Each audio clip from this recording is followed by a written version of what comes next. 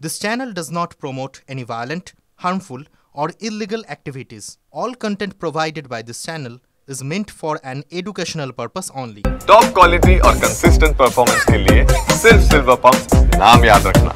টিভি9 বাংলার খবরে জের অবশেষে অবনীন্দ্রনাথ ঠাকুরের বাড়ি ভাঙার কাজ বন্ধ করল বোলপুর পুরসভা। আরো বিস্তারিত জানবো, আমাদের সঙ্গে রয়েছেন আমাদের প্রতিনিধি হিমাদ্রি।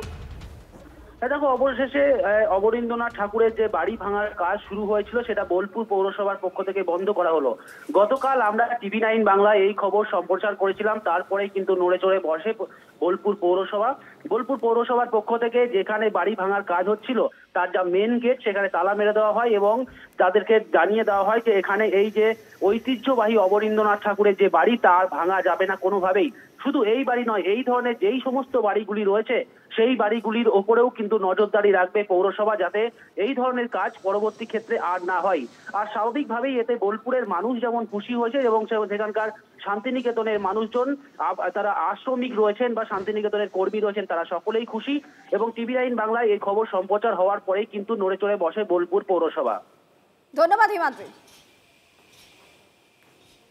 যদি কোনোভাবে সম্ভব হয় যে সত্যি ওটা অবনীন্দ্রনাথের স্মৃতির সঙ্গে যুক্ত, আমরা যদি কোনোভাবে ওই বাড়িটাকে প্রকিওর করে অন্য কোনো সোর্স থেকে, সরকার থেকে বা কেউ এটাকে কিনে নিতে পারেন, কিনে নিয়ে সংরক্ষণ করা যায়। কিন্তু এটাও ঠিক যে এই বাড়িগুলো সবই অবস্থা খুব খারাপ, দীর্ঘদিন আগে তৈরি হওয়া বাড়ি। এগুলোর এটা একটা জিনিস নিলেই তো চলবে না, সেটাকে সংরক্ষণ করার মতো তহবিল, মানসিকতা, লোকজন সবই লাগবে।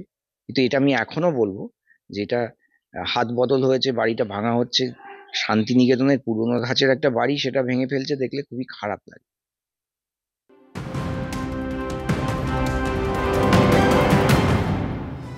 মালদার দিকে চোখ রাখবো। মালদায় ভুয়ো সার্টিফিকেট দিয়ে সরকারি চাকরির প্রতিবাদ করায় খুনের হুমকির অভিযোগ। প্রশাসনের বিরুদ্ধে উদাসীনতার অভিযোগ প্রতিবাদী চাকরি প্রার্থীদের। তাদের দাবি, শোরগোলের পর মালদার 182 জনের ভুয়ো SC/ST সার্টিফিকেট বাতিল করা হয়।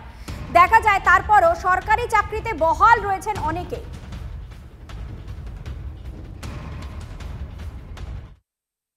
অবৈধভাবে ST/SC বের করে চাকরি করছেন, তাদের বিরুদ্ধে আমি কিছু মুখ খুলেছি এবং প্রশাসনও একটু নড়ে চড়ে বসেছে টিভি9 বাংলার খবর শুনে। তারপরে আমার উপরে বেধড়কভাবে হুমকি এবং রাস্তায় থামিয়ে হামলা করে, রাস্তায় থামিয়ে অকথ্য ভাষায় গালিগালাজ যেখানে সেখানেই। মামলাটা উঠাতে বলছে এবং এই চক্রটাকে যাতে আমি কিছু না করি, খুনের হুমকি। হোয়াটসঅ্যাপে কলের মাধ্যমে। বাড়ি থেকে বেরোতে পারছি না, আমরা এমন অবস্থায় আছি। গ্রামেও ঠিকঠাকভাবে ঘুরতে পারছি না, হঠাৎ কোথায় কি করবে কোনো ঠিক নেই। আমরা হয়তো মারা যেতে পারি, কোনো ঠিক নেই। আমাদের এই অবস্থা হয়ে আছে এখনো। টিভি9 বাংলায় নিউজ হয়েছিল, নিউজ হওয়ার পরে আমরা অনেক জায়গায় রিপোর্ট করেছিলাম। SDO BDO করার পরে আমরা রাস্তাঘাটে এখন বেরালে আমাদের প্রাণে মারার হুমকি দেয়। তারপরে আমরা ঠিকঠাকভাবে বাড়ি থেকে বেরোতে পারি না, আমরা নিজের কর্মকাজেও যেতে পারি না, যে এতটাই ভয় যে আমাদের যে কোনো সময় আমাদের প্রাণহানি হতে পারে। এটা আমরা প্রশাসনের কাছে লিখিতভাবে দরখাস্ত করার পরেও এখনও সেইভাবে রেসপন্স দেয়নি। তো এই নিয়ে আমরা খুব আশঙ্কাজনক হয়ে আছি।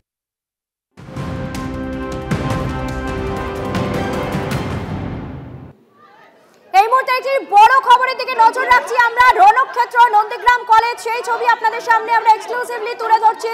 অধ্যক্ষের অফিস ঘরেই AVVP TMCP সংঘর্ষ, দেখুন সেই ছবি।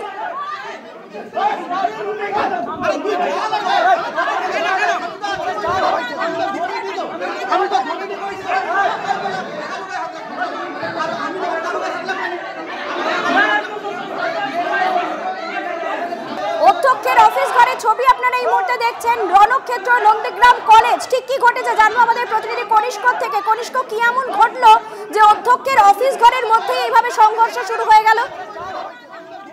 এটা চয়নিকা মূলত যেটা জানতে পারা যাচ্ছে কলেজের ছাত্রদের সূত্রে, যে কলেজের বহিরাগত এক ছাত্র কলেজ ছাত্রকে একজন মারধর করে এবং সেই বিষয়টা নিয়ে যখন দুই ছাত্র সংগঠনের মধ্যে বচসা হয় এবং বচসার যে সমাধানকে অধ্যক্ষের ঘরে গেলে অধ্যক্ষের ঘরের মধ্যেই কিন্তু বহিরাগতরা ঢুকে সেখানে মারধর করে বলে অভিযোগ। যদিও এই সমগ্র বিষয়টা নিয়ে এবিভিপি এবং টিএমসিপি একে অপরের বিরুদ্ধে অভিযোগ তুলেছে। সমগ্র বিষয় নিয়ে কলেজের অধ্যক্ষ তামুম মইলি তিনি তদন্ত করে দেখার আশ্বাস দিল। এখনো পর্যন্ত তিনি কোনোরকম ভাবে এই বিষয়ে তদারকি করতে দেখা যায়নি। সব মিলিয়ে গতকাল থেকে এই ঘটনা ঘটার পরে এখনো পর্যন্ত কলেজ কার্যত ভেতরে ছাত্র সংসদ এবং এবিভিপি কার্যালয় কার্যত থমথমে রয়েছে এবং প্রত্যেকে একে অপরের দিকে দোষারোপ করছে। কলেজ কর্তৃপক্ষ তদন্ত করে কি উঠে আসে সেটাই এখন দেখার বিষয়। সঙ্গে থাকো কনিষ্ক। এই মুহূর্তে যে ছবি আপনারা দেখছেন নন্দীগ্রাম কলেজের ছবি দেখছেন, অধ্যক্ষের অফিস ঘরে এবিভিপি টিএমসিপির সংঘর্ষ।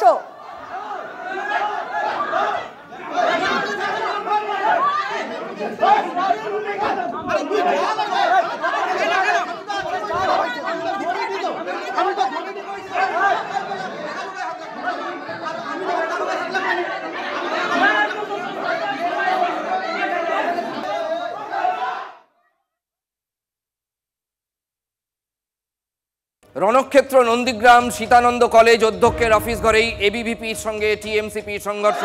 এবিভিপি সদস্যকে মারধরের অভিযোগ বহিরাগত তৃণমূল কর্মীর বিরুদ্ধে। কলেজে কিভাবে ঢুকলো বহিরাগতরা? প্রিন্সিপালের ঘরে অভিযোগ জানাতে যাওয়ার সময় তৃণমূল ছাত্র পরিষদের সঙ্গে শুরু হয় তুমুল বচসা। যেতেই তৃণমূল ছাত্র পরিষদের তরফে পরিস্থিতি আরও উত্তপ্ত হয়ে ওঠে। আমাদের সঙ্গে রয়েছেন আমাদের প্রতিনিধি কনিষ্ক মাইতি। কনিষ্ক, ঠিক কি হয়েছিল, সূত্রপাত কি থেকে? দেখো, কলেজের এক ছাত্রকে বহিরাগত তৃণমূলের সদস্য তারা এসে মারধর করে। কোন এক প্রেম ঘটিত বিষয় রয়েছে বলে এমনটাই যেমন সূত্র মারফত জানতে পেরেছি। পরবর্তীতে সেই মারধরের ঘটনা নিয়ে অধ্যক্ষের কাছে, যেহেতু কলেজ প্রেমিসেসের মধ্যে একজন বহিরাগত এসে তৃণমূল ছাত্র পরিষদের এবিভিপি যে ছাত্র রয়েছে তাকে মারধর করলো, সেই বিষয়টা অধ্যক্ষকে জানাতে গেলে তখন সেখানে বহিরাগত অধ্যক্ষের রুমেই বহিরাগত এসে ঢুকে মারধর করে বলে এমনটা অভিযোগ। সেই নিয়ে দুই পক্ষ অর্থাৎ টিএমসিপি এবং এবিভিপির মধ্যে হাতাহাতি হয়। যদিও সমগ্র বিষয়টা নিয়ে কলেজের অধ্যক্ষ তামুম মইলি কিছু বলতে না চাইলেও দুই পক্ষের অভিযোগ যে ওদের যে সমর্থক অর্থাৎ টিএমসিপি সমর্থককে মারধর করেছে এবিভিপি এবং এবিভিপি সমর্থককে মারধর করেছে টিএমসিপি। পরস্পর দুই পক্ষের অভিযোগকে ঘিরে রীতিমতো সরগরম। যদিও সমগ্র বিষয় নিয়ে কলেজ কর্তৃপক্ষ তদন্ত করে সমগ্র বিষয়টা দেখছে বলে এমনটাই জানা গেছে। বেশ, অনেক ধন্যবাদ। আমাদের সঙ্গে ছিলেন আমাদের পূর্ব মেদিনীপুর জেলার প্রতিনিধি কনিষ্ক মাইতি। নন্দীগ্রাম সীতানন্দ কলেজে এই মুহূর্তে তুলকালাম ছবি আপনাদের দেখাচ্ছি আমরা এক্সক্লুসিভলি। এবিভিপির সঙ্গে টিএমসিপির সংঘর্ষ। অভিযোগ যে এবিভিপি কর্মীর গায়ে হাত তোলেন বহিরাগত তৃণমূল কর্মী। সেই থেকেই বচসার সূত্রপাত। অভিযোগ জানাতে যাওয়ার সময় বচসা আরও বেড়ে যায়, তারপর হাতাহাতি। সেই ছবি দেখছেন আপনারা TV9 বাংলায়।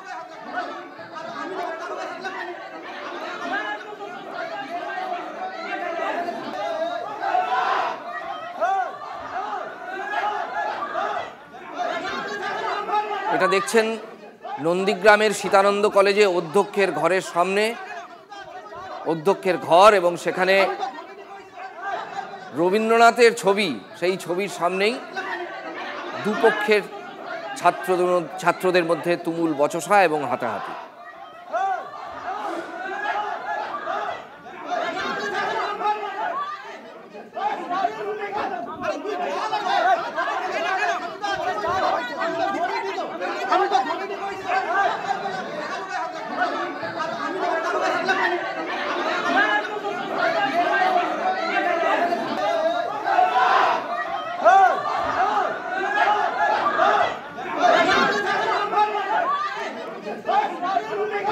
নন্দীগ্রামে দেখুন, তৃণমূল এবং বিজেপি কখনো সমবায়কে কেন্দ্র করে, কখনো অন্যান্য ছোটোখাটো ভোটকে কেন্দ্র করে সারা বছর লেগেই থাকে।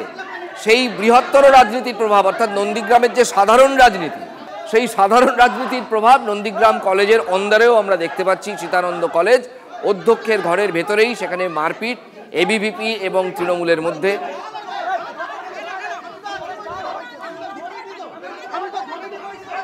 দুপক্ষের বিরুদ্ধে প্ররোচনা দেওয়ার অভিযোগ জানাচ্ছে। আমরা দেখতে পাচ্ছি, আপনাদের দেখাচ্ছি, একেবারে হাতাহাতি বচসা থেকে শুরু হয়। এবিভিপির অভিযোগ যে তাদের এক কর্মীকে প্রথমে বহিরাগত তৃণমূল কর্মী মারধর করে। তারা অভিযোগ জানাতে যাচ্ছিলেন, তখন আরো বচসা বাড়ে, তারপর হাতাহাতি। আমাদের সঙ্গে রয়েছেন শিক্ষাবিদ দেবাশিস সরকার। দেবাশিস বাবু, একটা সময় আমরা প্রায় দেখাতাম শিক্ষা প্রতিষ্ঠানে হাতাহাতি, অবশ্যই শাসক দলের যে ছাত্র শাখা তাদের ইনভলভমেন্ট তো থাকেই। এখানে এবিভিপি এবং টিএমসিপির তুমুল মারপিট, অধ্যক্ষের ঘর, মানে কোনো সমীহবোধ নেই, কোথায় কি স্থান কাল পাত্র কোনো বিবেচনা শক্তিও নেই।